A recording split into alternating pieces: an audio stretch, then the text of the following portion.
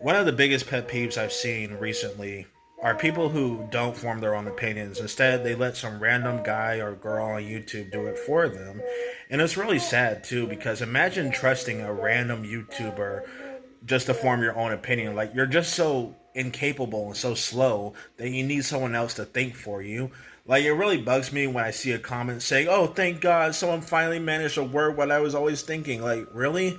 You needed some random guy on YouTube to actually help you word something? Like, are you stupid or something?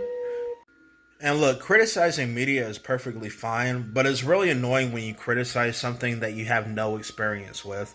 And one of the most bullcrap comparisons I've seen is, well, do you gotta be a professional chef to tell if food is bad? No, dummy, because anybody can cook. Not everybody can make a good video game or a good movie or a good show or whatever.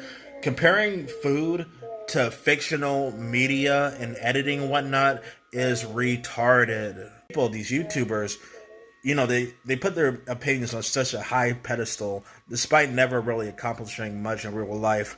I especially love it when a YouTuber criticizes media, but then they go and try to make their own game or movie or whatever, and it turns out being total crap. Like you think for someone who criticizes media a lot, they would have, they would actually learn from what they're criticizing. Kind of ironic when you see a critic make a bad product. And so far, I haven't seen a single YouTube critic who's actually made something and that something turned out being good. More people need to stop putting so much faith into a critic and just learn to think for themselves. Like, you can actually form your own opinions, right? This game I'm playing right now, Batman Arkham Knight, this game got a lot of hate from YouTube critics. And you know what? I was also part of the hate train when I was younger. The thing is, I hated this game even though I had no opinion on it. I just blindly trusted the YouTuber. So then one day I finally decided to pick up the game for myself, and it turns out that this game is one of the best looking games ever.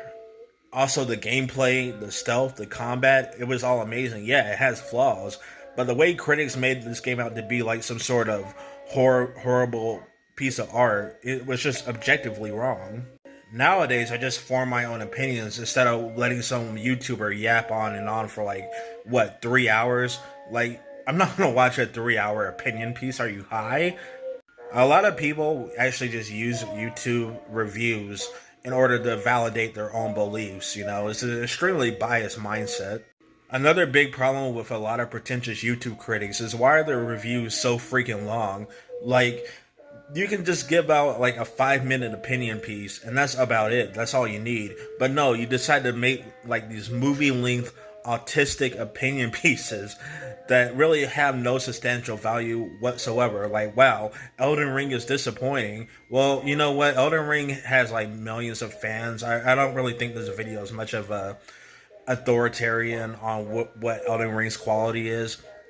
And it's not just millions of fans either. I mean, the game genuinely has a lot of praise going for it. What makes this video special exactly? Because you have one negative opinion? No, I'm not watching this.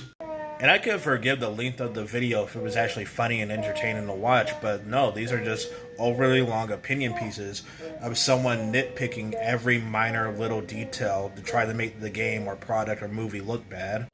The truth is that you can make any piece of media look bad if you're too overly critical and nitpicky on it.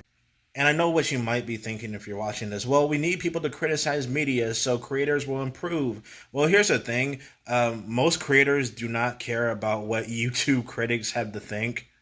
Especially when it comes to Americans criticizing Japanese media. Like, you realize that the Japanese don't even really understand what you're saying, right?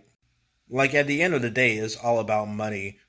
I remember when Matthew Matosis made an overly long negative review on God of War 2018, and the developers of God of War actually retweeted that review, and they were like, yeah, it makes good points.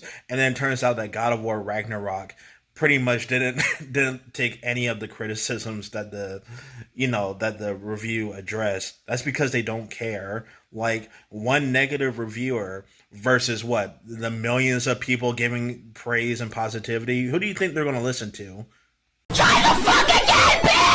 So overall, YouTube critics are just as flawed as the things that they criticize, and you're better off just forming your own opinion.